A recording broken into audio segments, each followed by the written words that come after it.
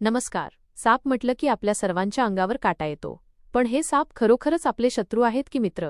आज आपल्यासोबत आहेत प्रसिद्ध सर्पमित्र प्रसाद सुनील सुरडकर, ज्यांनी सापांबद्दलचे अनेक गैरसमज दूर करत सुरक्षिततेचा एक नवा मंत्र दिला आहे. प्रसाद सुरडकर यांनी सापांच्या जगाबद्दल काही अत्यंत महत्त्वाच्या गोष्टी उघड केल्या आहेत. त्यांच्या मते, ओळख महत्त्वाची. सर्वच साप विषारी नसतात. आपल्या परिसरात कोणते साप विषारी आणि कोणते बिनविषारी आहेत हे ओळखणे हाच बचावाचा पहिला मार्ग आहे. साप घरात काय येतात? उंदीर, बेडूक किंवा सुरक्षित आडोसा शोधत साप मानवी वस्तीत येतात. परिसर स्वच्छ ठेवल्यास आपण सापांना घरापासून दूर ठेवू शकतो. प्रथमोपचार हाच जीवदान. सर्पदंश झाल्यास घाबरून न जाता जखमेवर कोणताही चुकीचा प्रयोग, कापणे किंवा चोखणे करू नका. तातडीने सरकारी रुग्णालयात जाऊन अँटीव्हेनम घेणे हाच एकमेव खात्रीशीर उपाय आहे. सर, माझं नाव सर्पमित्र प्रसाद सुनील सुरडकर. तसेच माझे सहमित्र शाहरुख पठाण सर्पमित्र आहेत ते पण. तुझं गाव सर? सर, माझं गाव धामणगाव. धामणगाव. बरं. सर, हा जो साप आहे हा कसा पकडला, कुठे पकडला तुम्ही? हा साप एका मक्काच्या गोडाऊनवर होता, पारदमध्येच, पारद शाहूराजा. तिथून आम्ही त्याला रेस्क्यू केलेलं आहे ना. त्याला रिलीज करण्यासाठी आम्ही जंगलामध्ये रवाना होणार आहे. याला जंगलामध्ये रवाना करता का आपण? हो सर.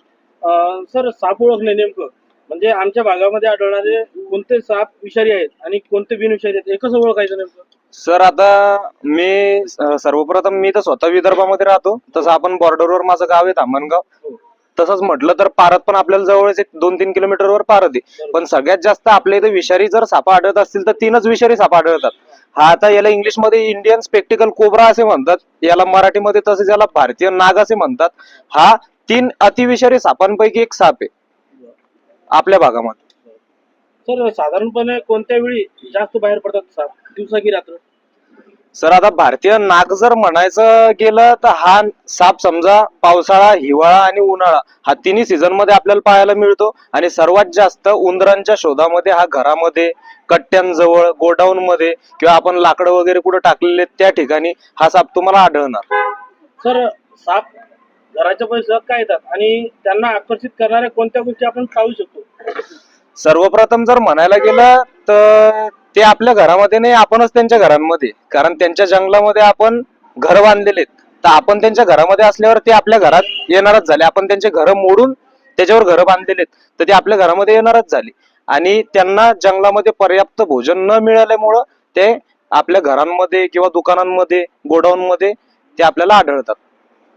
सर, सापाची पिल्ले मोठ्या सापांपेक्षा जास्त विषारी असतात का? हा समज खरा आहे का? सर, आता सरळ जर म्हणायला गेलं तर जे मोठे साप असतात यांच्यामध्ये क्षमता थोडी कमी असते. नाग झाला, घोणस झाला, मण्यार झाला, यांचे जे छोटे छोटे पिल्ले राहतात यांना तेवढी समज नाही राहत.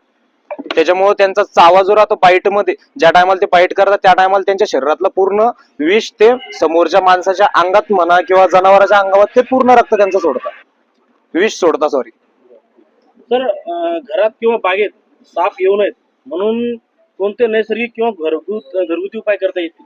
घरगुती उपाय तर काही करता नाही येणार, पण तेच आपल्याला लक्ष देऊन टाळायचंय जर तुम्हाला आढळले. कारण ते एक किती म्हटलं तो प्राणी आहे, त्याला काही समजूत राहत नाही माणसांसारखी की कुठं जायचंय कुठं नाही जायचंय. तर बरोबर आहे. तर ज्या टायमाला तुम्हाला दिसेल साप, तुमच्या जवळच्या एखादा सर्पमित्राला तुम्ही बोलून त्याला रेस्क्यू करायला त्याला लावायचं किंवा त्याला मारणं समजा टाळायचं शक्यतो. कारण ते आपल्या घरामध्ये काहीतरी अन्न खाण्यासाठीच येतात, दुसरा त्यांचा काही दुसरा मोटिव्ह नाही राहत. सर, जर एखाद्याला सापाने चावले तर हॉस्पिटलमध्ये पोहोचेपर्यंत नक्की कोणते प्रथमोपचार करावेत? प्रथमोपचार आता सरळ जर म्हणायला गेलं तर विषारी साप चावल्याच्या नंतर त्याच्यावर ब्लेडनी वगैरे किंवा बांधून वगैरे, आपण जे खोट्या बातम्या पाहतो सहजासहजी की बांधून ठेवायचं, जिथं लागलेलं आहे, जिथं सापाने चावा घेतलेला आहे तिथं बांधून ठेवायचं वगैरे, या गोष्टी काहीच करायच्या नाही. लवकरात लवकर, जितक्या लवकर होईल तितक्या लवकर तुम्ही जवळच्या सरकारी हॉस्पिटलला जाणे हा चांगला उपाय आहे त्याच्यावर. सर, आपले सर्व मित्राचे कार्य आणि अनुभव सांगा. कार्य जर म्हणायला गेलं तर आम्ही एक समाज सेवा करतोय, एक माणसांचा सुद्धा जीव वाचवतोय, त्यासोबत प्राण्यांचा पण वाचवतोय. जिथं एखाद्याला साप चावल्याच्या नंतर ज्याला 2, 2.5, 3 लाख रुपये खर्च लागतो, तो खर्च ते एक वाचवतो. सगळ्यात मोठं जीव वाचवतो. पैशाचा तर काही विषय नाहीये. पण मग सर्पमित्रांना बोलून तुम्ही असं नका दुखवत जाऊ की सर तुम्ही येत आहेत तर ठीक आहे, नाही तर आम्ही साप मारून टाकतो. तुम्ही तुमचं कार्य करा, तो त्यांचं कार्य करतोय. बरोबर आहे. आणि सर्पमित्र एका कॉलवर तुमच्या येतात, त्यांना तेवढं सहकार्य पण करा. सर, एक शेवटचा प्रश्न. साप दूध पितात का आणि किंवा सापाकडे नागमणी असतो का, यामागचं सत्य काय आहे? थोडक्यात माहिती आहे का याबद्दल? सापाचं जर म्हटलं गेलं तर साप दूध पित नाही, दूध वगैरे काहीच पित नाही साप. आणि नागमणीचा विषय आजपर्यंत तर मला आढळलं नाही. सर, एक शेवटचा प्रश्न, साप बदला घेतात का किंवा फोटो काढतात, या गोष्टीमध्ये काही तथ्य आहे का? तसं जर सांगायचं गेलं तर साप हा पाळल्या जात नाही. का पाळल्या जात नाही तर त्याच्या मागे एक कारण आहे की दुसऱ्या जनावरांमध्ये जशी कुत्रे, गाई, म्हशी यांच्यामध्ये जशी लक्षात ठेवण्याची, मेमरी ठेवण्याची जी ताकद असते, ती बुद्धी सापाजवळ नाही राहत. सगळ्यात मेन पॉईंट म्हणून साप तसं लक्षात वगैरे किंवा बदला वगैरे घेणे असे काही विषय राहत नाही. ते एक समजा एक अंधश्रद्धा आहे. आणि आम्ही जशी समाज सेवा करतो त्याच्यासोबतच आम्ही अंधश्रद्धेपासून लोकांना दूर पण करतो. सर, सर्पमित्र या नात्याने आपण नागरिकांना काय आव्हान करतो? सर्पमित्र या नात्याने एकच आव्हान करणार आहे की जिथेही तुम्हाला जनावर, सर्पमित्र म्हणजे आम्ही प्राणी मित्रच आहे, जिथेही तुम्हाला प्राणी कुठं आढळेल, समजा त्याला काही जीवित हानी होण्यासारखी आहे किंवा त्याला लागलेलं आहे कुठं, कुत्र्यांना दगड वगैरे मारू नका. ज्या टायमाला साप वगैरे तुम्हाला दिसतो एखाद्या ठिकाणी तर तुम्ही जवळच्या सर्पमित्रांना कळवा की इथं आम्हाला या सापापासून समजा थोडंफार काही नुकसान आहे, काय आहे काय नाही. आणि शक्यतोवर शेतामध्ये जर साप वगैरे असले तर सर्पमित्रांना परेशान करू नका. घरामध्ये एखाद्या ठिकाणी जिथं तुम्ही वावरता, जिथं पब्लिक प्लेस शिल्लक आहे, जिथं पब्लिक शिल्लक राहते, त्या टायमाला जर असला समजा तुमच्या घरामध्ये, दुकानात, गोडाऊन मध्ये, तुमच्या समजा एखाद्या व्यवसायाच्या ठिकाणी साप आढळतोय तुम्हाला, त्या ठिकाणी तुम्ही समजा बोलू शकता. पण शेतामध्ये वगैरे जंगलामध्ये जर साप असेल तर सर्पमित्रांना परेशान करू नका. सर, आपण नागरिकांना कॉन्टॅक्ट देऊ इच्छिता? हो, आता हे गाव जवळच आहे माझं, त्याच्यामुळं तर मी समजा सगळ्यांजवळ माझे कॉन्टॅक्ट आहेतच. पण जे पण आपले मित्र आहेत किंवा युवा पिढी आहे त्यांनी कॉन्टॅक्ट माझा घेऊ शकता. माझं नाव प्रसाद सुनील सुरडकर आहे पूर्ण. मी मूळ रहिवासी धामणगाव धाड, तालुका जिल्हा बुलढाणा इथलच आहे. तसेच माझे मराठवाड्यामध्ये काम करणारे मित्र आहेत शाहरुख पठाण, ते इथं समजा पारत, पिंपळगाव, रेणुकाई वगैरे इकडचं कव्हर करत असतात. तर आम्ही दोघांचे नंबर समजा तुम्हाला डिटेल मध्ये देऊन देतो. चालेल सर, धन्यवाद सर. सांगावंच लागेल का तसे आपल्याला? ठीक आहे. माझा मोबाईल नंबर आहे 7768031609 आणि माझा नंबर आहे 7709622259.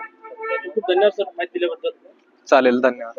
केवळ जीव वाचवणे इतकंच नाही तर समाजात पसरलेल्या अंधश्रद्धा दूर करण्याचं मोठं काम प्रसादजी करत आहेत.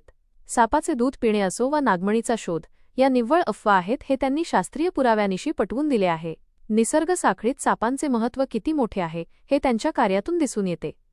प्रसाद सुनील सुरडकर यांच्यासारख्या जागरूक सर्पमित्रांमुळे आज अनेक सापांना जीवदान मिळत आहे आणि मानवी जीवही सुरक्षित होत आहे. लक्षात ठेवा, सापाला मारू नका तर सर्पमित्राला कॉल करा. साप वाचवा, निसर्ग वाचवा आणि स्वतःही सुरक्षित रहा. अधिक माहितीसाठी पाहत रहा D9 न्यूज. व्हिडिओ जर्नालिस्टसह तेजराव दांडगे, D9 न्यूज, पारध, जालना.